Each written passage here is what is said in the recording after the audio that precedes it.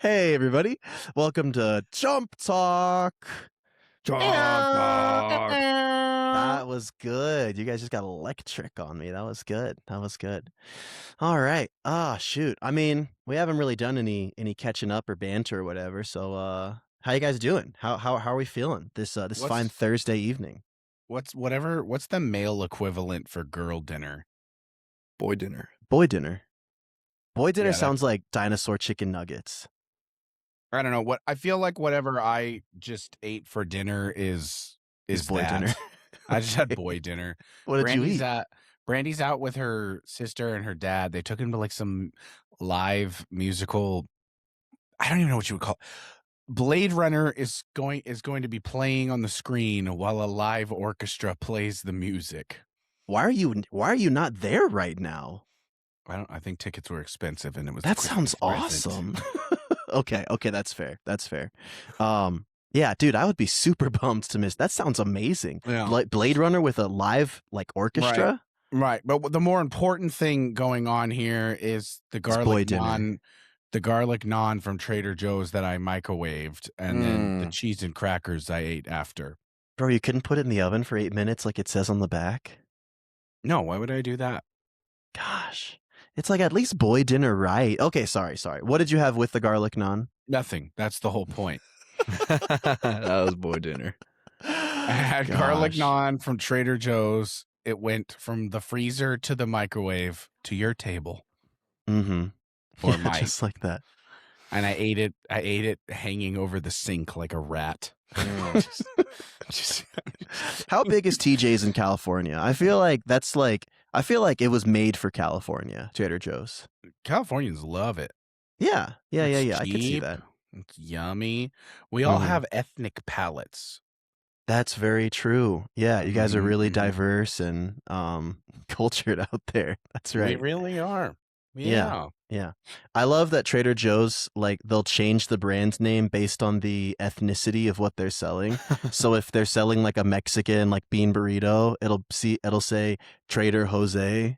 That's right. And then it's like Trader Giovanni if it's like Italian or something like that. I don't think they do that for Indian, do they? I don't think so. Like Trader Gupta. Trader Babish. It's just like Trader Joe's. Yeah. We'll keep Joe. We'll keep Joe. Joe's good. Yeah. Oh, man. Anyway, what you up to, Tommy? How you doing? Yeah, what are you up to, Tommy? I'm doing good. We help a lot with the Night to Shine event that goes on every year. You probably have one in your city. In fact, even by the time you're listening to this, the people in your city might be interested in having your help with your local event. But it's basically like a giant prom night for people of special needs all over our city. And it's turned into a pretty big event here in Tucson. So we've been working a lot on that, and it's been fun. So I just came from one of our meetings, one of our final meetings before we have our event this year, and nice. It's a lot of fun. Dude, I did not know that Night to Shine was nationwide. I literally thought it was just Tucson. Global, dude. It's like in global? like 60 That's countries. awesome. Yeah. Wow. That's amazing. Yep. That is super And it's cool. only in its, I think this is the 11th year that they've ever existed. Yeah. So Tim Tebow started it. Yeah, the Tim Tebow Foundation still kind of oversees it. But why'd you say that with a smirk, Taylor? You were like, I thought he didn't. I thought I was like making up something, but he actually did start Turns it. out he's a better man than you thought. Wow. Yeah, he came to our Tucson event a few years ago. That was kind of fun. It was during COVID. It was a year that we had to do we did like a drive-through event. So dancing is a huge part of the event. Our friends with special needs love to dance. And so that and karaoke, they love karaoke, man. And this year we have 3 karaoke rooms. Let's go. They're like themed. So like one's like all Disney. So if they want to do like Disney karaoke, they go to one room, and then I think like country and then like pop and rock. So that's awesome, dude. I love that. Dude, That's can I tell you guys a story? I know we try not to do a ton of banter, but I have to tell you guys this story. I think you'll get a kick out of it. So it's Chump Talk. I know. It's chump talk. Keeping it casual. So I, for the past like couple years, have been helping out. My sister, special needs, has born with an intellectual disability. She's closest in age to me, and so she's been very, very involved with the Special Olympics for since she was a teenager. So probably close to 20 years now, which is amazing to think about. Wow. She's been in it for that long. But yeah, so I help coach her basketball team, and I just love all the athletes. These are like adults that I've known for as long as Jenna's been involved. So I've known them for a very, very long time. And getting to know their families has been a beautiful thing. It's really awesome. So unrelated, I picked up some new shoes off of Amazon. They were like Adidas slip-on shoes, which I just wanted something cheap and comfortable that I could just slip on, whatever, not have to worry about tying the laces. They were like $25. I was like, awesome, perfect deal. I'm at practice the other Saturday, and one of the athletes comes up to me and he's like, "Hey, Coach John, I like your shoes, man." And I was like, "Thanks, dude." And I looked down and he's wearing the exact same shoes. And I'm like, all right, heck yeah, we're rocking the same shoes. As I was leaving, my buddy Glenn comes up. He's like, "Coach John, you got some really nice shoes, man." And I was like, "Thanks, dude." And I looked down, and he's also wearing the exact same shoes. And I realized because they're like cheap Adidas and slip-ons, which is, pretty important for a lot of special needs adults, it's just the right pair of shoes to wear. And I was like, "Oh, all right. All right." It kind of gave me a little bit of, I was like, "Oh, okay. I don't know if I." It's a little fashion perspective. Exactly. Yeah. But it's still good. I'm still gonna rock them because I've got no pride about that. It's all good. But So anyways. last week when we talked about who wears slip-ons, we missed a group. We did. We were talking about slip-on sandals, but yes, you are correct. There is a group out there that doesn't do great with the knots, as you could imagine. Wait, So, no, it's the same slip-ons, right? no, dude, I was thinking like the Nike slip-ons, like the just sandals. I'm That's talking what I about thought. like their shoes. Their shoes. Oh, Yeah. Yeah, not slides. No, yeah, yes, Oh. thank you. Yeah. Yeah. I'm just So lost. I'm still tripping about the fact that these people, like the same people, have been playing basketball together for 20 years. A lot of them, yeah. I mean, it's a lot of That's coming and rare. going, but dude, I can think of a couple people that have been on the team since Jenna joined back when she, like I said, she was probably 16 or 17, and she's, in her early 30s now. So yeah, dude, it's a surprisingly close-knit community. I will say, and this is, you did your plug for Night to Shine. Like, there are so many, I guarantee you, listener, there is a community of intellectually disabled adults with their families that are doing some form of Special Olympics. The greatest tragedy about Special Olympics is that 95% of the volunteers are these athletes' parents, and a lot of them are getting older because athletes don't age out. Most parents have to continue to care for their adult children until they're basically very old age.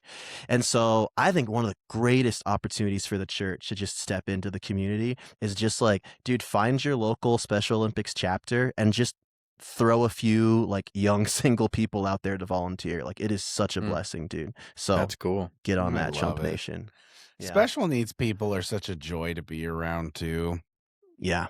100%, Yeah. dude. Have you guys heard Just Shane nothing Gillis? but smiles. Have you heard Shane Gillis talk about it? Was this when he's like, because is it his cousin or his brother has Down It's his syndrome? uncle, I think. Uncle Danny. Yeah, Oh, yeah, that's okay. right. Like they find out that and it's like, oh my gosh, how's he doing? And Shane's response, better than anyone I ever. That's the thing, dude. I love it, man. It's so good. Like, it really shows what we value as like Americans or whatever, that we're like, oh gosh, this poor person, just they can't work a 9 to 5 or drive a car. And it's like, yeah, but they can enjoy so much of life, bro. Yeah, they're like having the stoked greatest that time. they microwaved themselves a grilled cheese sandwich 100%. Or some garlic naan. 100%. Yeah, or some garlic too. That's right. Right. Yeah. So I love it, dude. I love it. All right. Well, Chump Talk listeners, you guys know that we gotta do this once a month. We like to do a little topic that's outside of the range of church history, just to give us a little bit more to talk about, and give you guys who like to listen to a little bonus episode a little bit more to listen to. And so, Always free. oh, that's right. Yeah. Your average podcast would put this behind a paywall because they're motivated by capitalism. Yeah, Not us, greedy though. capitalists. Yep. That's right. No, we're we committed won't to do giving that you guys until stuff we for think free. we can get away with it. That's right. Until we think we'll get some actual Always dinero free. out of the deal. No. Yeah. You'll have to kill Asterisk. me. Yeah. But no, Taylor had a cool idea where we basically just, the three of us, just share kind of what the process looks like for us getting into this. Because I know that a lot of folks who follow our podcast are really big fans of church history, or some of you guys just history in general. I think that would include all three of us. And so, yeah, the question is, like, how do we research? How do we look through? How do we basically put together info for our episodes? What does that look like? So yeah, we've got a little bit prepared for that. A little taste Mm-hmm. of Yeah. the research. You want to start us off, Tay-Tay? I can. I'd be curious to know first, you guys, do you still have access to your library from, where'd you go? RTS? Yeah, Covenant. Covenant? I haven't checked. I don't think I do. Yeah. So you don't, okay. This is going to be interesting then, because we all have very different, I think we probably have different modes of research. I think so too. So the first thing to start with research is you have to have a question. And then when it comes to a paper writing or a very specific topic, you know, the better your question and more specific, as hyper specific as possible, is kind of where you want to go. And that's going to set up your parameters for your research. Now, for a lot of kind of, when you're just having fun, you can chase whatever rabbit hole you want. Like, what's the whole game on Wikipedia? The, you know, you go to a random page and you have 10 clicks to get to Darth Vader or something like that. And so, you know, if you're browsing around Wikipedia, you can just kind of land wherever. But so I'm going to explain how I research, and then I'm going to try to give a quick guide for your average listener, because my research is heavily subsidized by the Southern Baptist Convention through Gateway Seminary's library. Yeah. So that's not fair to your average listener. So let's just say, throw out a historical question. Let's do like a little live activity here. Throw out a historical question. Who was Thomas Aquinas? That's a great question. So you know what I'm going to do first, Thomas, not What's Aquinas? that, Taylor? Didn't ask you. Okay. That was funnier in my mind, and then it just kind of came across as mean. Yeah, it was mean all around for me. So, Aw, pat. Okay, hey, so Thomas Aquinas. First off, Tommy, that's a good question. It's a super broad question, but I think that's something that somebody would have, especially, you know, you come across Pints with Aquinas. You're like, what the heck does that mean? Who's this guy? So I'm going to tell you, the first place you go is Wikipedia. And you're like, wait, why? Because Wikipedia is going to be the best general summary that you're going to get. And it's going to be in Word format, which is kind of crazy nowadays that you have to say that. But it's words. So it's quick and you can scan. And then if you want to paint a general picture of Aquinas's life in a layman's sense, you can then go. So you read his Wikipedia page, and I guarantee you that page is going to have 800 links. So then you have two options. You can now narrow your field of research. Maybe I want to learn more about Aquinas's his early monastic life. Then you're going to follow those pages. Or if you want to keep painting a general picture on Aquinas, go ahead and go to YouTube and then type in Thomas Aquinas, you know, bio something, and you're gonna get a hit. There's going to be, you could even type in lectures on Thomas Aquinas. Now that might give you something a little more specific than you're looking for, but then you can just throw it on in the background. You can look for a podcast. I think that's actually how some of you have found our podcast, because you just had a random question, so you typed it in and you found us talking about a random thing. We're going to have some very different philosophies on this, I'm realizing right away. On research? That's great. No, the more the better. No. It's going to be good. It's going to be good. Carry The more on. the better. So you're painting this picture, and as you fill in these gaps, depending on how deep you want to go, because we're really only talking like an hour, a couple hours here at most. And within a couple hours, because of all the tools that we have access to, you can actually walk away with a general understanding of Thomas Aquinas, at least in a biographical sense. Now, where Thomas Aquinas is going to get real deep real fast is if you decide to get into his theology, because the historical facts that are outlining his early life, there's probably, and I don't know anything about Aquinas, but I'm just going to guess there's probably only a handful of sources. So you can find those sources by going to Wikipedia, and then most ancient literatures are available for free online. So you can pull up the primary sources, and then I would love for all of our listeners to just spend as much time in primary sources as humanly possible. So if you want to keep going deep on the biographical general picture side, go ahead, find whatever primary sources are attached on Wikipedia, and then just read those exclusively. You do not need commentary. If you don't understand something, that's okay, but just you could Google that, but spend as much time in primary sources. Now, if you... That's bars. I'll give you that. That's dog. bars. Thanks, dog. Preach. Now, if you want to start getting into his theology as maybe a layman, you're going to go off a deep end really, really fast. And I would suggest filling in regular theological blanks. And this is where education in the higher ed world is going to come along, because you don't know what you don't know. So I will suggest supplementing something, because if the word soteriology is confusing, you're going to be gone. And I don't mean that as an insult. But like when you get into that theological world, and then you get into like the implications of Thomas Aquinas's theology, because you can go read what he said directly, and try to process that. But there's been people that how old? What was he? He was 1400s, 1300s. When was Aquinas? 1400 sounds right, but thanks for putting us on the spot. I don't know. I said I didn't know. He died in 1274. Gosh dang it. That's Gosh old. dang it. So he was like right in that medieval Peter Lombard era. So, okay. So 13th century, people have been writing about Aquinas now for almost 800 years.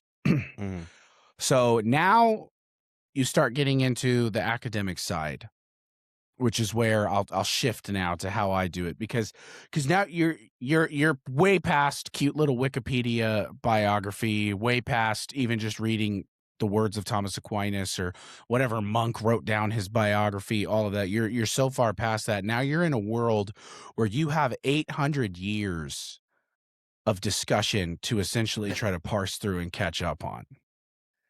And that's where it gets extremely overwhelming. Just describe my day. Yeah.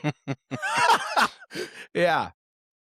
And that's where I would say, my friends, if that is a path you want to go down, it will take years, but it's worth it.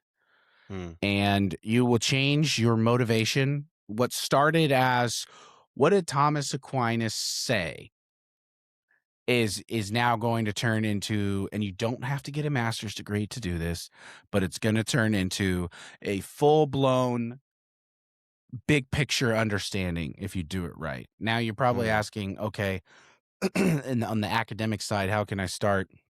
I would say you want to find general books at first. So we've left the topic of Aquinas, and now we're on what's that book that's like the little book on theology? You guys know what I'm talking about? It's like a tiny little fella. No, it's called like something like the Little Book on Theology. It's something like that. I should have had that brought up. But You get something like that, and that's going to explain to you like very basic understanding of terminology, Trinitarian, blah blah blah blah blah. Soteriology, everything, eschatology. What do these words mean? And that's going to serve as sort of your little jumping point. And then you're going to be interested in, oh, maybe what's eschatology? And then you're going to go down a rabbit hole, and you're going to find a few more general eschatology books because you're going to go to publishers like Crossway. Shut up! I knew No, you. no, Of course, no, the first thing you say is Crossway. No, dude, literally, I'm not laughing at Crossway. I just love that you're describing someone who's about to like have an obsessive disorder.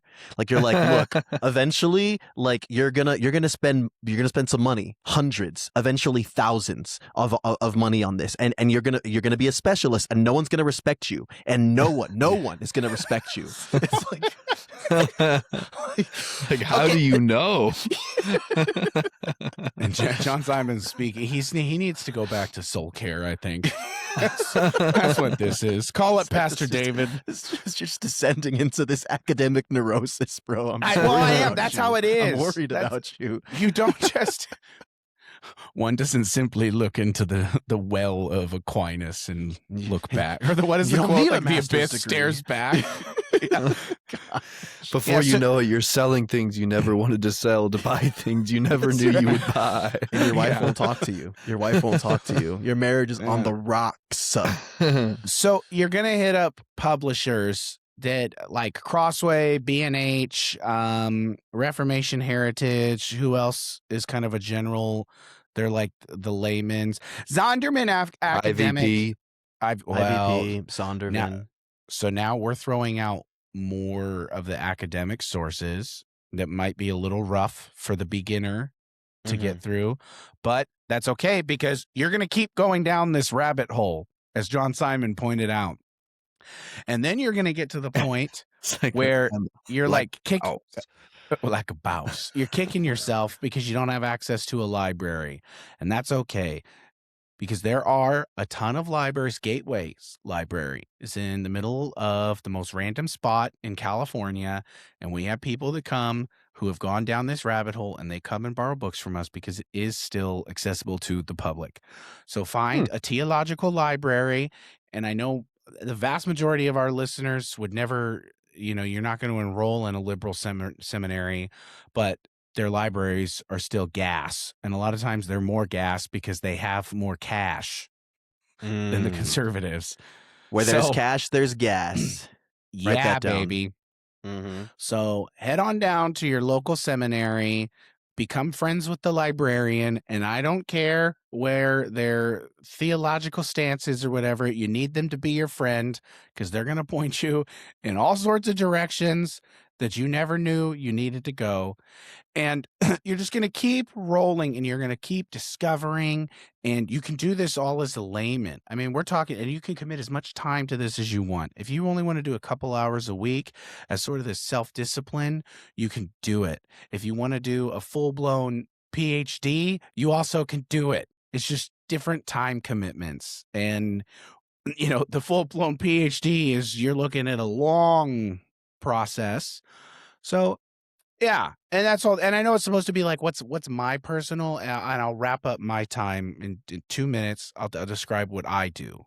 Because, so for the podcast, my prep is somewhat similar to the process I just described.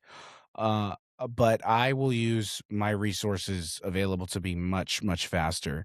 If I can't find something specific quickly, I will go to my library and I will talk to the library staff who, for some reason, know everything about everything.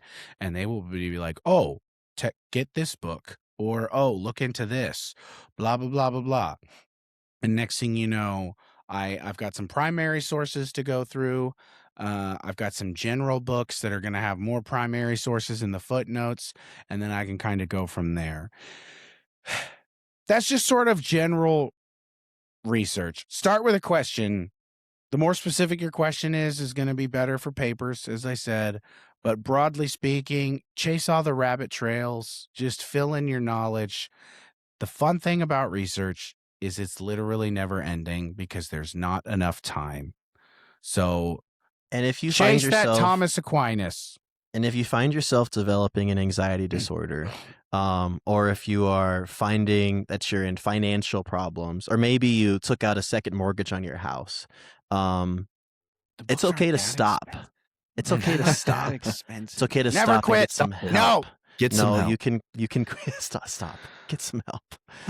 Buy was good, Taylor. I like that. Buy JSTOR full blown books and articles for $500. You need it. Stop it. Stop. You You don't need need it. it. You don't need it. No. Dude, This is why people can't park in their garages, because they're full of books that they haven't even read. But they might. If you go to the Inland Empire, the IE, you can find Taylor living in a tent under a bridge, surrounded by historical books. Surrounded by books. My books keep me warm. He has, whenever he records this Zoom, he has a special like Zoom background for our recording that has like Brandy walk by every once in a while. So Yeah, we think that he's home. That's the background noise that Taylor has. It's the generator going off. Yeah. Right. Anyway, that's my That was process. good. I'm glad that yours is different, JS. Yeah. I think we approached it slightly different ways. So I think mine will be good, but not in ways that are necessarily wrong with yours, you know? So I'll be good. I'll jump into mine. I don't think it'll take that long. But here's the thing. Taylor's telling everybody that I'm morphing back into a Baptist, which may or may not be true, because I have an acronym for you guys. It's just an easy acronym. When it comes to researching church history, ladies and gentlemen, all you have to think is banana. BANANA. Banana. BANNANANANAAS. Taylor, this is my time. B Sorry. stands for It's real brother, hurt people. you're being lied to. This is the first thing that I always consider when it comes to church history, especially where it's dicey, which is you have to consider who you're listening to. The reason I kind of like gave Taylor a little like mild side eye, I like Wikipedia because Wikipedia, it's self-moderated so well that if you snuck in some like random falsehood to something historical, it There's would a million probably be edited autists out. that are Exactly, which they're is coming for you. kind of a cool blessing.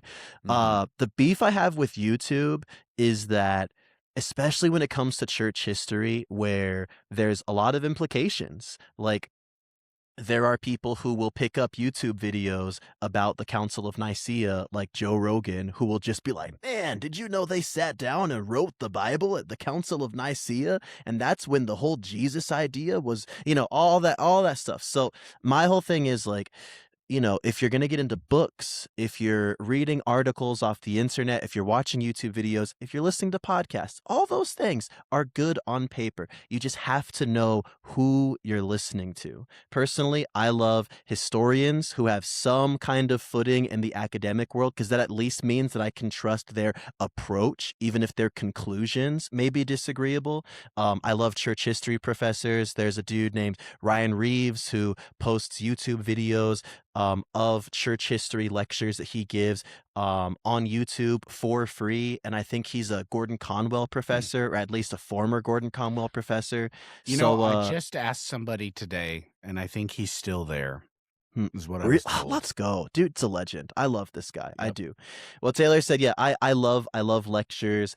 I just think there is something that feels so much safer to me about something that had to pass through some necessary filter of academia, rather than some dude with a cool background who's like, let me tell you all about this niche church history topic. And I'm like, I don't trust you, dude. I don't know anything about you.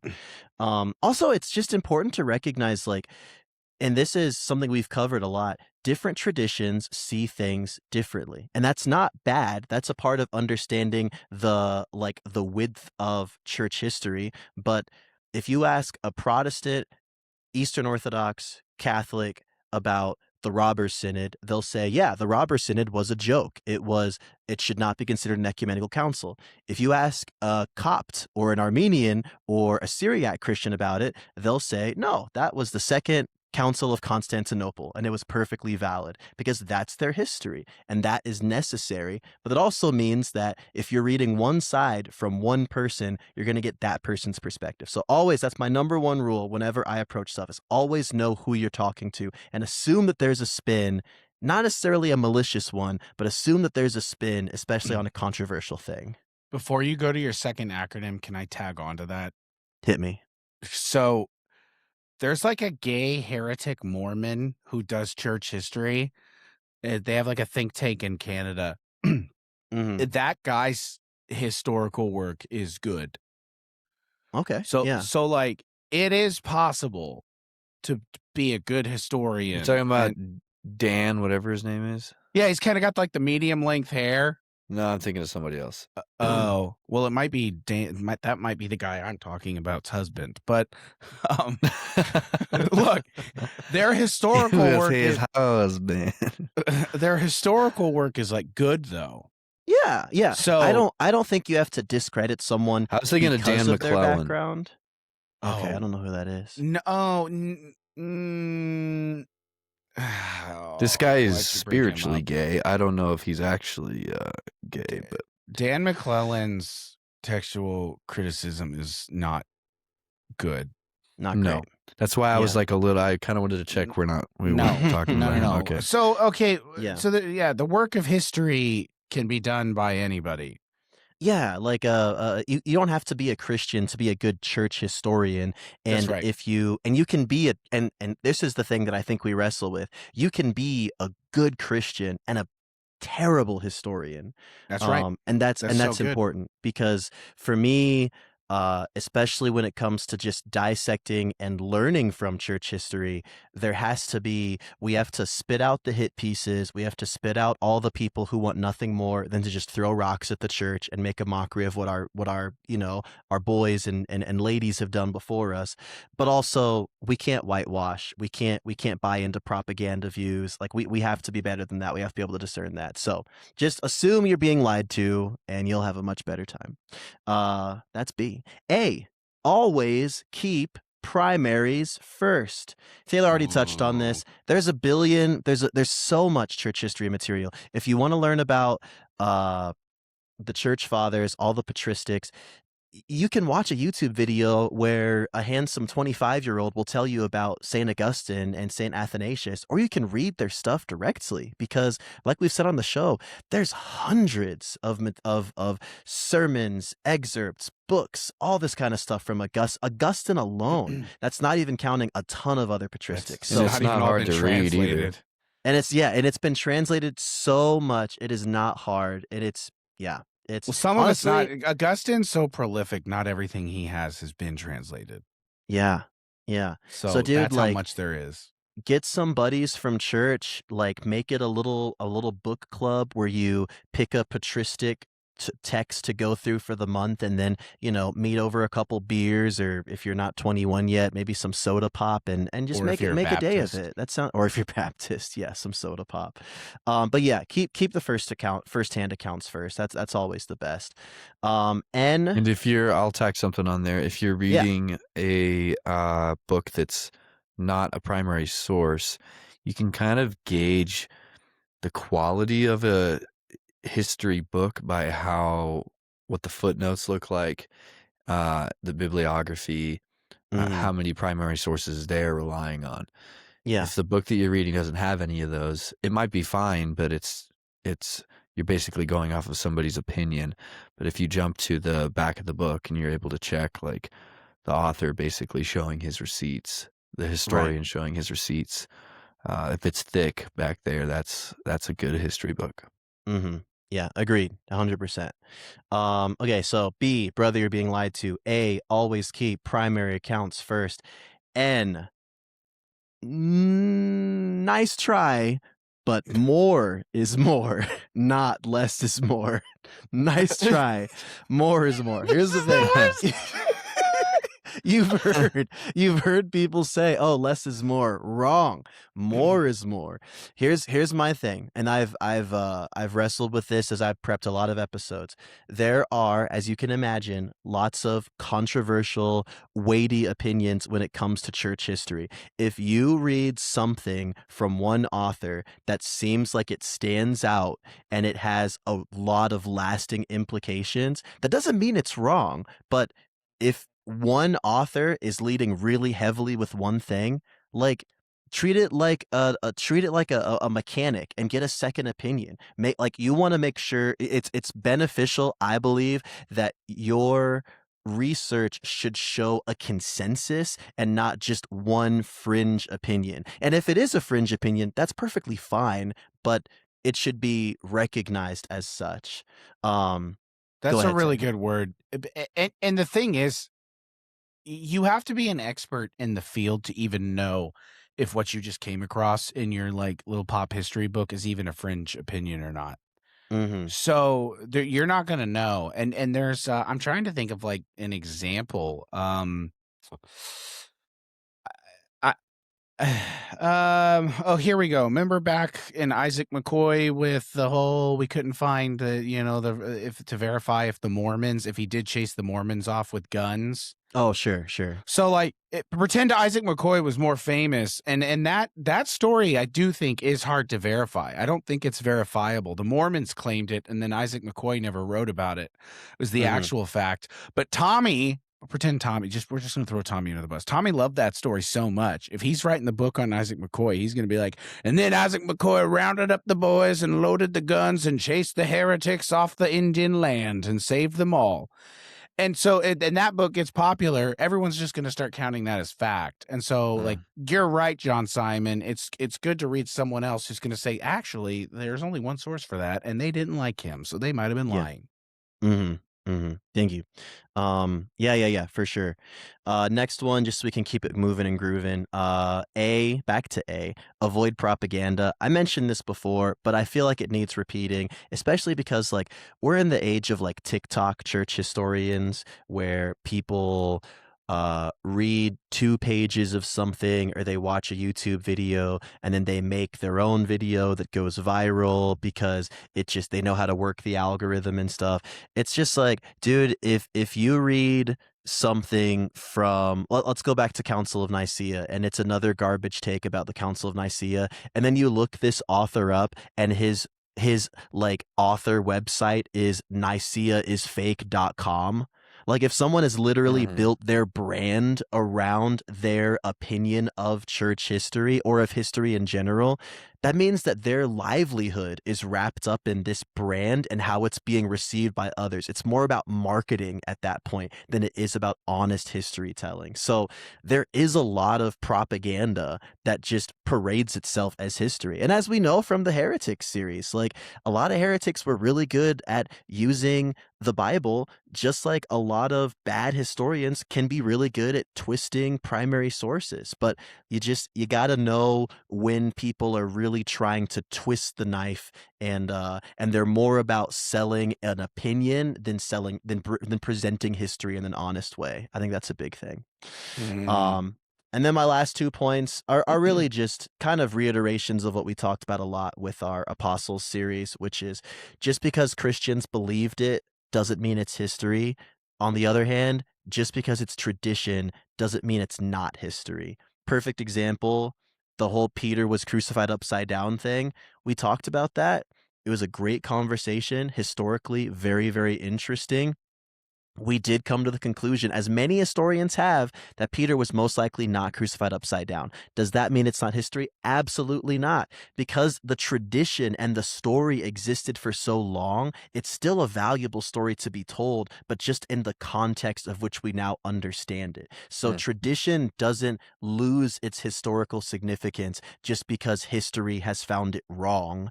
It just means that now we need to look at it with a broader lens. So just remember, banana. Nice. Well done.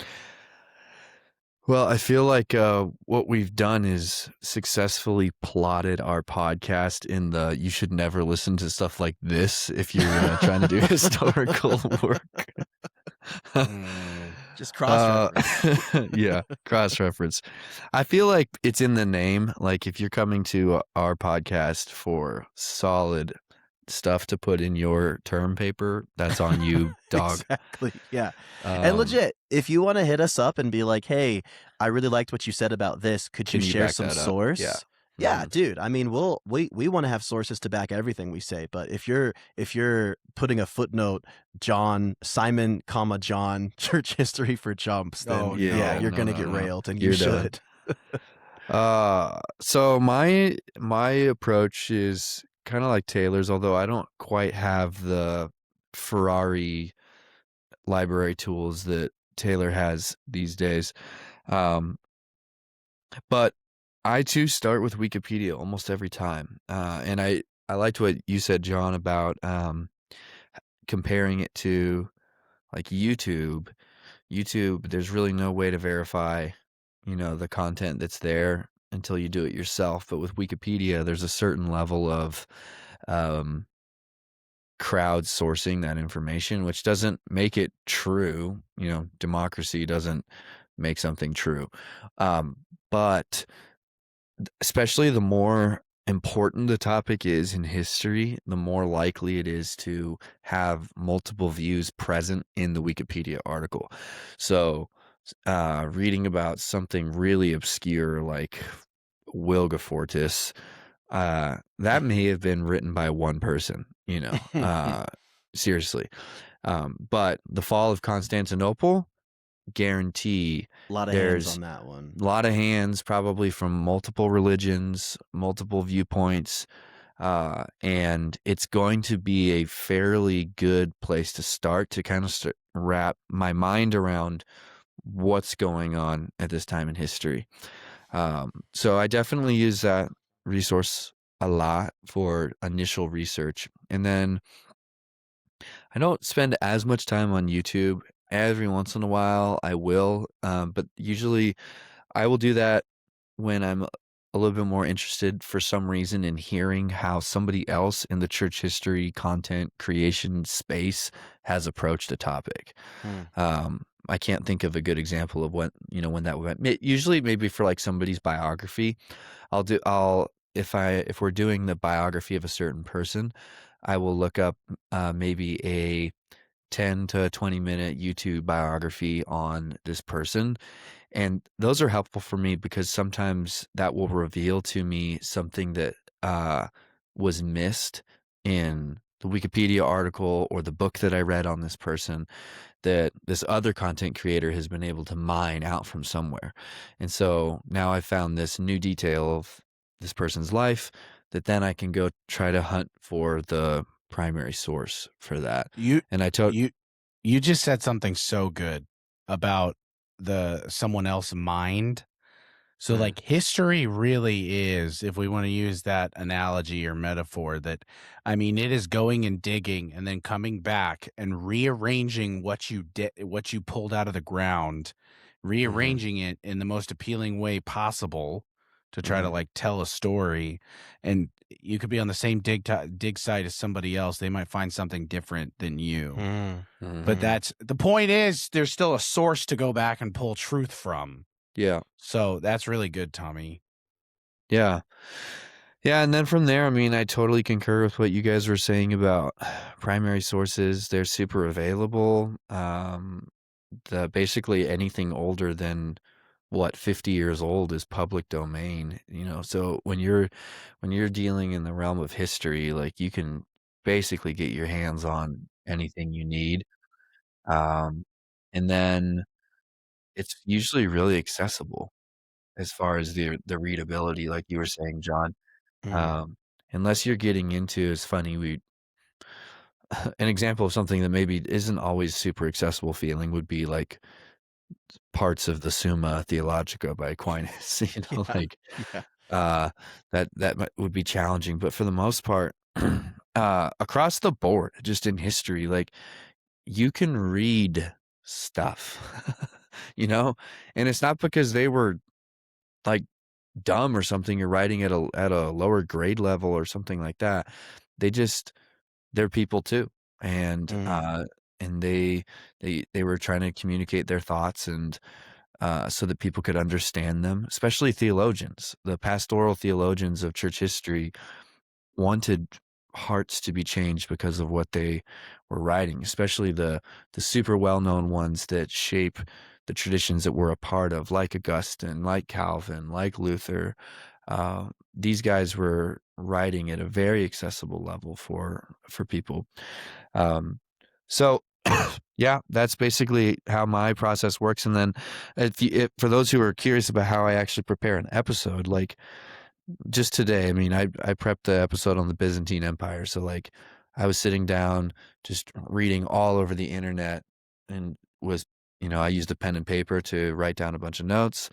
I had a couple books that I was referencing, and that I had taken some notes in prior. And then I took all of that information and turned it into note sheets for when we actually record that episode. But I kind of still have it all here because I didn't put everything that I wrote down. Like you were talking about arranging the data, Taylor. Everything that I found out didn't necessarily make it into my actual notes, but it's here in case one of you asks a question and we decide to go farther into our little rabbit trail. And that's pretty much it. Yeah. Dude, it's like it can be so much fun doing all the research and like kind of putting things together. But then I've found, and this is not to say that I don't love doing the Chump cast with you guys, but it's like when I have to start writing my episode and then I'm like, all right, how the heck do I condense everything I've just absorbed like into something that's not just gonna come across like a fire hose of information, but follow some kind of like trajectory. I'm like, gosh, that's where it gets really daunting. Like the history is fun, but the teaching is, exhausting sometimes. Mhm. In my research, I struggle with knowing when to stop chasing something. Uh, and this is a bigger picture on like, okay, maybe you should like if someone does the same thing, you're probably built for a PhD, because realistically what you do at the doctoral level, it's not this hyper fancy, it's just work, and it's hyper specific work, and you just become an expert. I think we've talked before about kind of the pains of jumping through eras, because being able to fill in like details. I roasted you about the fish. Remember that one time, John Simon? Yes. Like the fishmonger habits. Like Mm-hmm.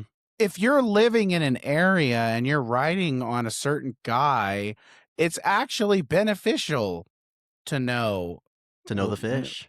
what fish was he eating? And that's like Mm-hmm. a fun and helpful piece of information. But if you're writing a master's level paper on the Trinity and you need to reference Aquinas, you don't need to know what breakfast they ate at the monastery. Mm-hmm. And you're actually wasting your time. If you're, there's only so much time in the day. You're wasting your time looking that up, even though it's Well, fun. And well, that's what dude, I and struggle that's with. And that's one of the reasons why I'm glad we've been able to kind of condense the show into more series is because then we can actually spend more time getting our roots down and like understanding an era in a more just a more detailed way in comparison to, I just spent 4 hours researching a 45-minute episode that has no continuity with anything we're going to study for the next 3 months, and it's like, gosh dang, like Yeah. it's a lot. Well, So it's yeah. why generalists they come across as smart. And I know Mm-hmm. the greatest deception we've ever had is that people might think we're smart. You can come across as smart because you read, a primary source and memorized a handful of Wikipedia pages, but like you have just only scratched the surface Yeah, of yeah, it's literally the phrase I think of often is an inch deep and a mile wide. It's like you cover a lot of ground, but you're not quite as mm, deep as you could be. And I'm perfectly okay saying that's where I feel like I am personally with church well, history, but the I mean, sick I've the got my whole sick life to part. study this stuff. That's right, exactly. And the sick part is that you have to kind of even understand the big picture of what's going on, you have to be an inch deep, mile wide on everything. Yeah. So it does help to just read about everything. But yeah, I Mhm. don't know. As you can see, there's a lot of like tension Yeah. in this. What do I Yeah, no. read? How much do I read? Mhm. Yeah, Yeah. no, I feel you, man. I do. All right. Well, hopefully that was beneficial for you guys. Feel free to ask us any questions about our research process or I don't know, anything else like that. This was a fun episode. This was a fun episode. Yeah. Thank you guys.